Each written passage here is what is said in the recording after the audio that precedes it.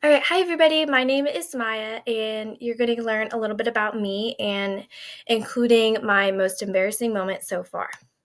So, like I said, my name is Maya Murillo, and I am going to obtain my associates in the major of arts and humanities, hopefully by the end of this summer. That is the goal as of right now. That's kind of what the plan is.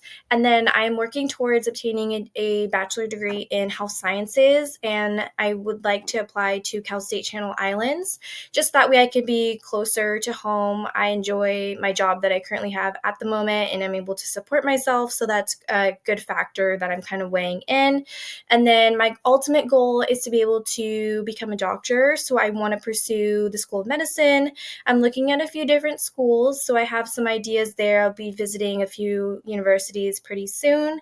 And then if I do become a doctor, I would like to focus on the areas of family medicine and respiratory therapy, but I know that interest can always change throughout my education.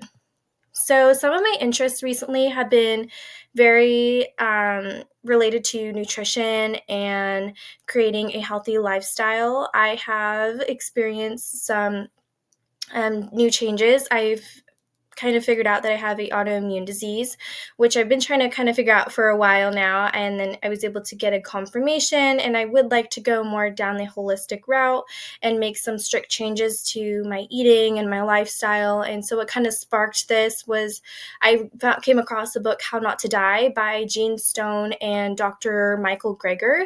They also have the nutritionfacts.org website, which has a lot of really good information on different health like topics and nutrition.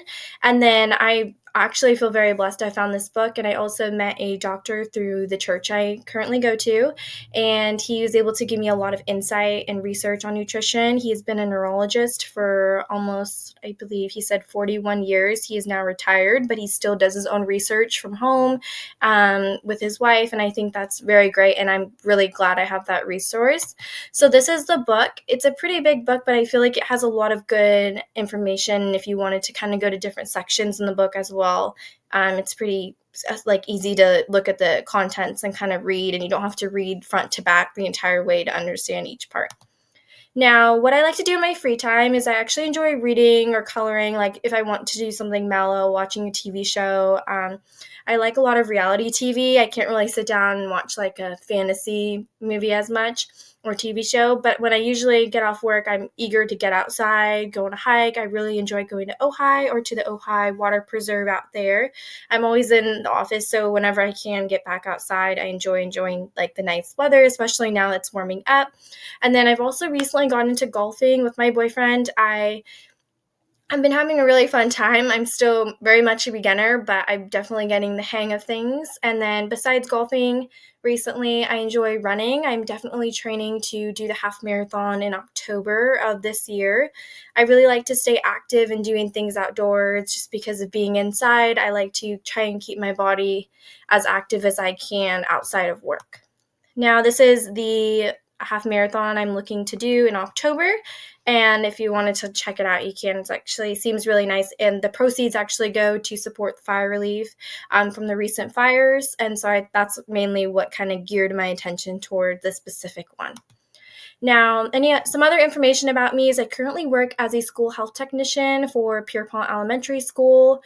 Definitely have found it a little difficult to navigate work, school, home life, but now I think I've got it down. I've been doing this now for almost 2 years, and so it's actually shown me ways to definitely balance my time between work, school, family, and friends.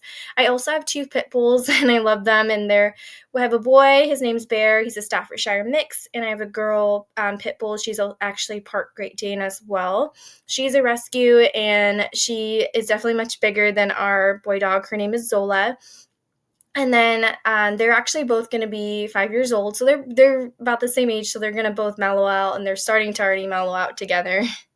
And then here's some pictures. This is Zola. She's a bit more able to go out and do more things. Bear's a little bit more standoffish, but he's super sweet, especially at home. He's great. He can do things, but just not socialize as much with other dogs, but he loves Zola. And then this is the school I work at, Pierpont Elementary. And then one of my most embarrassing moments would probably be when I looked out my window and I thought it was my brother, and I was shouting at him. I was like, "Hi, like, can you see me?" And it turns out it was my neighbor, and I didn't realize. And ever since then, it's been super awkward and embarrassing because we never even talked about that moment afterwards. So I felt super, super bad after that. And then I would say just any time that maybe could be embarrassing is just when, like, we're in a I'm in a group conversation or something, or I misunderstand information and I say the wrong thing. That's definitely embarrassing for me. I can tend to be on the more shy side, a little more quiet, more reserved. So when something like that happens, it's definitely like the most awkward, most embarrassing moment for me, I'd say. And thank you for listening.